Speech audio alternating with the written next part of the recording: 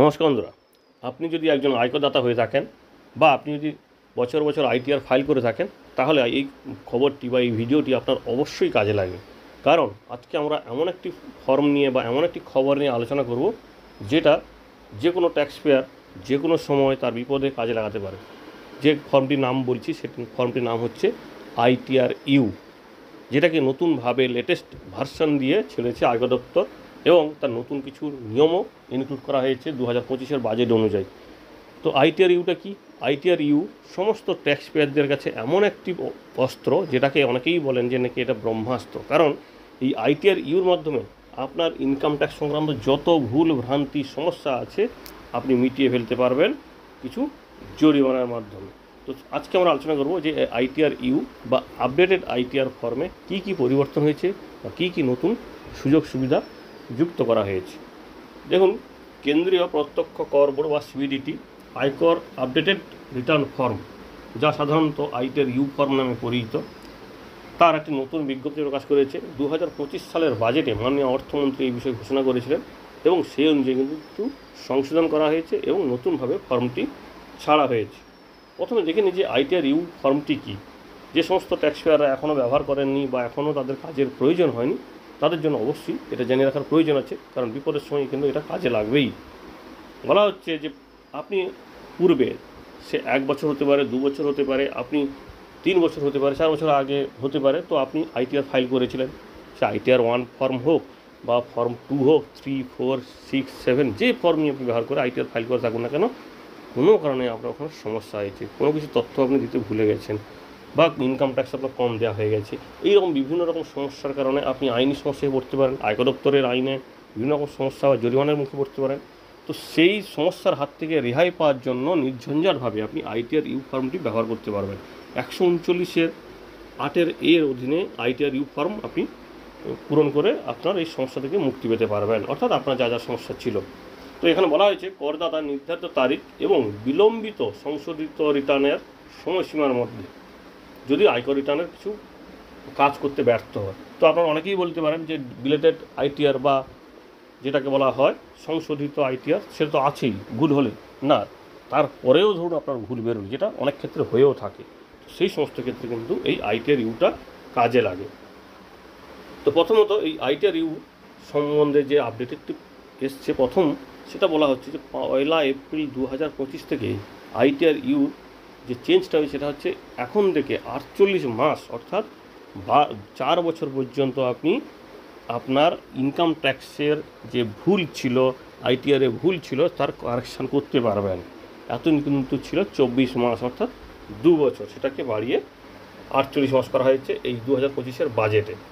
তো সেটা কি এমনি এমনি হবে না, তার জন্য একটু জরিমানা দিতে হবে। দেখুন এখানে দেখে নিই কী কী নিয়ম আছে বা কী কী জরিমানা আছে।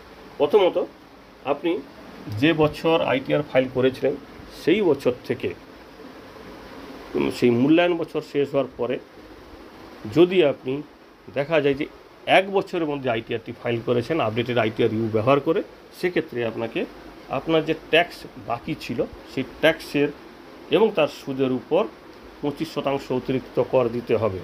ধরুন সাপোজ এটা যেহেতু 2025 সালে 1 এপ্রিল থেকে চালু হচ্ছে, তাই 2025-26 অর্থবর্ষের জন্য অর্থাৎ 26-27 যদি মানে এই অ্যাসেসমেন্ট ইয়ার হয়, তো সেক্ষেত্রে আপনি 26-27-এর 31শে মার্চের পরে 1 বছরের মধ্যে আইটিআরটি ফাইল করলে, অর্থাৎ 28 সালের 1 এপ্রিলের মধ্যে যদি আপনি আইটিআরটি ফাইল করেন আইটিআর ইউ ব্যবহার করে বা আপডেটেড আইটিআর ইউ ব্যবহার করে, তো সেক্ষেত্রে আপনাকে এই জরিমানা দিতে হবে, অর্থাৎ আপনার যা ট্যাক্স বাকি আছে তার সুদ এবং তার উপর 25% অতিরিক্ত কর। একইভাবে যদি আপনি 12 মাস থেকে মানে আপনার যে ফিনান্সিয়াল ইয়ার এবং তার সংলগ্ন বা তার সংশ্লিষ্ট যে অ্যাসেসমেন্ট ইয়ার আছে, সেই অ্যাসেসমেন্ট ইয়ার শেষ হওয়ার পরে যদি 12 মাস থেকে 24 মাসের মধ্যে আইটিআর ইউ ব্যবহার করেন, সেক্ষেত্রে আপনাকে দিতে হবে আপনার প্রদেয় ট্যাক্স এবং সুদ তার উপর 50% অতিরিক্ত। যদি আপনি 24 মাস থেকে 36 মাসের মধ্যে কাজটি করেন, সেক্ষেত্রে আপনাকে দিতে হবে 60%, এবং 36 মাস থেকে 48 মাসের মধ্যে যদি কাজটা করেন, সেক্ষেত্রে আপনাকে দিতে হবে 70% অতিরিক্ত ট্যাক্স। এখানে আর কয়েকটি আপডেট করেছে। দেখুন, প্রথমত এই দুটো আপডেট আমরা বললাম, এতদিন ছিল 12 মাস থেকে 24 মাস, তো এই হচ্ছে সুবিধা ছিল। এবার থেকে 24 থেকে 36 এবং 36 থেকে 48, যার জন্য মোটামুটি 60% এবং 70% জরিমানা আপনাকে দিতে হবে আপনার সমস্ত ট্যাক্সের উপর এবং সুদের উপর। এছাড়া আরও কিছু ইনক্লুড করেছে, তার মধ্যে অন্যতম হচ্ছে, যদি আপনার আইটিআর ইউ ফিল আপ করতে চাইছেন কিন্তু 36 মাস পরে আপনার কাছে, অর্থাৎ মূল্যায়ন বছর শেষ হওয়ার 36 মাস পরে আপনার কাছে শোকজ লেটার এসেছিলো, আপনি সেটাকে দেখতেও পেয়েছেন, তাহলে আপনি কিন্তু আইটিআর ইউ মানে ফিল আপ করতে পারবেন না। দেখতে পেয়েছেন মানে কি, আপনি জানতে পেরেছেন যে আপনার সম্বন্ধে শোকজ নোটিশ এসছে, তো সেক্ষেত্রে আপনি আইটিআর ইউ ব্যবহার করতে পারবেন না। কিন্তু যদি দেখা যায় পরবর্তীতে আপনার যে শোকজ নোটিশটা অবৈধ, সেটার কোনো গুরুত্ব নেই, সেক্ষেত্রে আপনি কিন্তু আবার আইটিআর ইউ ব্যবহার করে আপনার ভুল সংশোধন করতে পারবেন, সেটাও কিন্তু 48 মাসের মধ্যে হলে। এছাড়া আরও কিছু লেটেস্ট আপডেট এসছে, তো যেগুলো আমাদের সবার প্রয়োজন নেই, সাধারণ ট্যাক্স পেয়ারদের জন্য। এখানে দেখুন বলা হয়েছে কী কী তথ্য আর দিতে হবে নতুন নিয়ম অনুযায়ী। মাথা পিছু আপনার কত আয় হয়েছিল, সংশোধিত কত কর হচ্ছে, অর্থাৎ কত টাকা কর আপনাকে এখন নতুনভাবে দিতে হবে, এবং প্রদত্ত অর্থ প্রদান নিশ্চয়তা, আপনি যে জরিমানা দিচ্ছেন তার নিশ্চয়তা। এবারে বলা হয়েছে ফর্মটিতে আপনাকে উল্লেখ করতে হবে কেন আপনি আপডেট করছেন, কী কারণে। আপনি যে 1 বছর পরে হোক, 2 বছর পরে হোক, 3 বছর পরে হোক, তো সেটা কেন করছেন। যে আপনার কোনো ইনকাম ছেড়ে গেছিলেন, বা আগের কোনো যে ফর্ম ব্যবহার করেছিলেন সেই ফর্মটি ভুল ছিল, এইরকম যদি কিছু তথ্য সমস্যা হয়ে থাকে সেটাও কিন্তু উল্লেখ করতে হবে যে আপনি এই কারণে আবার আইটিআর ইউটি ব্যবহার করছেন।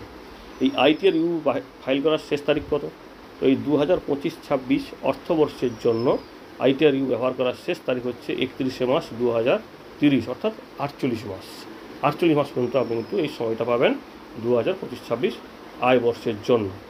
এবারে এখানে একটা বিষয় খেয়াল করবেন, এই জমা দেওয়া পরে আইটিআর ইউ কিন্তু আপনাকে অবশ্যই যাচাই করতে হবে, ভেরিফিকেশান করতে হবে, যেটা আমরা স্বাভাবিক আইটিআর ফর্ম ব্যবহার করার সময় করি, সেটাও কিন্তু করতে হবে। এবারে এখানে একটা বিষয় খেয়াল রাখবেন, এই আইটিআর ইউ এবং বিলম্বিত আইটিআর নিয়ে দুটো কিন্তু গুলিয়ে ফেলবেন না। সাধারণ উদাহরণ হিসেবে বলি, এই বছর 2025 যে মানে এখন যে সময়টা চলছে 2024-25 অর্থবর্ষের বা 25-26 মূল্যায়ন বছরের বিলেটেড বা সংশোধিত রিটার্ন মানে জমা করার শেষ তারিখ হচ্ছে 31 ডিসেম্বর 2025। কিন্তু এই 2024-25 অর্থবর্ষের জন্য আইটিআর ইউ ব্যবহার করার জন্য মাত্র 2 বছর সময় পাবেন। এই নতুন নিয়মটি শুধুমাত্র এই 2025-26 থেকে শুরু হচ্ছে। 2024-25-এর জন্য কিন্তু এই 48 মাসের ছাড় আপনি পাবেন না, 24 মাসের ছাড় পাবেন। তো এটা অবশ্যই খেয়াল রাখবেন, কারণ এই বিলেটেড আইটিআর বা সমস্ত আইটিআর মধ্যে এবং আইটিআর ইউর মধ্যে কিন্তু এই একটা ছোট্ট পার্থক্য থেকে যাচ্ছে। এবার আসি কারা কারা এই ফর্মটি ব্যবহার করতে পারবেন না। যদি আপনি দেখেন যে আপনার লস হয়েছে কিন্তু আপনি সেটা দেখাতে ভুলে গেছেন, সেক্ষেত্রে আপনি ওই লস আপনি দেখাতে পারবেন না, বা আপনার ট্যাক্স আরও মানে বেশি দেওয়া হয়ে গেছে, বা আপনি রিফান্ড পেতেন, বা আপনার ট্যাক্সটা মনে হয় আরও কম হতো, তো সেক্ষেত্রে আপনি কিন্তু এগুলো আইটিআরটি ইউটি ব্যবহার করতে পারবেন না। এছাড়া আপনার বিরুদ্ধে যদি কিছু নোটিফিকেশান আসে 132 ধারাতে, বা আপনাকে শোকজ করা হয়, বা অ্যাসেসিং অফিসার যদি আপনার বিরুদ্ধে মানি লন্ডারিং কেস বা ব্ল্যাক মানির কোনো কেস রাখে, বা এরকম বিভিন্ন ধরনের যদি বেআইনি কিছু কাজের যদি কিছু প্রমাণ থাকে অ্যাসেসিং অফিসারের কাছে, সেক্ষেত্রেও আপনি আইটিআর ইউটি ব্যবহার করতে পারবেন না। এটা কিন্তু অবশ্যই গুরুত্বপূর্ণ বিষয়, আইটিআর ইউ কিন্তু সবাই ব্যবহার করতে পারবেন না। এই সমস্ত ক্ষেত্রে কিন্তু আইটিআর ইউটি ব্যবহার করতে পারবেন। মোদ্দা কথা, আপনার কাছে সরকার যদি পায় ট্যাক্স টাকা পায়, তাহলে আপনি মানে জমা করতে পারেন আইটিআর ইউটি, কিন্তু সরকার থেকে আপনি পেয়ে থাকেন বা রিফান্ড পাওয়ার মানে যোগ্য হয়ে থাকেন, সেক্ষেত্রে কিন্তু আপনি পারবেন না। অর্থাৎ আপনাকে দিতে হবে, সরকার কিন্তু আপনাকে দেবে না এই আইটিআর ইউ এর মাধ্যমে। এবার দেখেন আইটিআর ইউ কীভাবে যাচাই করবেন, আধার ওটিপির মাধ্যমে, ইলেকট্রনিক ভেরিফিকেশানের মাধ্যমে, আর ডিজিটাল সিগনেচার সার্টিফিকেটের মাধ্যমে। এবারে আসি বেতনভোগীদের জন্য। এই চলতি যে অ্যাসেসমেন্ট ইয়ারটি চলছে 25-26 অ্যাসেসমেন্ট ইয়ার বা 24-25 আর্থিক বর্ষ, তার জন্য 31 জুলাই 2025 কিন্তু আইটিআর ফাইল করতে হবে, এবং অবশ্যই খেয়াল রাখবেন শেষ তারিখ পর্যন্ত যাবেন না, তার আগে জুন মাসের শেষে বা জুলাই মাসের প্রথমের দিকে করে ফেলবেন আইটিআর ফাইল, কারণ এটা সমস্যা হয় শেষের দিকে র্যাশ পড়ে। এবং সেই সঙ্গে আইটিআর ফাইল করার সময় ফর্ম 16 ব্যবহার করবেন, কারণ এবছর থেকে ডিজিটাল ফর্ম 16 ব্যবহার করা শুরু হয়ে গেছে। আপনার যদি এমপ্লয়ার ডিজিটাল মানে ফর্ম 16 দেয়, তাহলে সেটা সংগ্রহ করে আপনি আইটিআরটি ফাইল করবেন। এই আইটিআর ফর্মটি কেমন বা সেই সংক্রান্ত তথ্যটি কেমন লাগলো অবশ্যই কমেন্ট করে জানাবেন। ধন্যবাদ।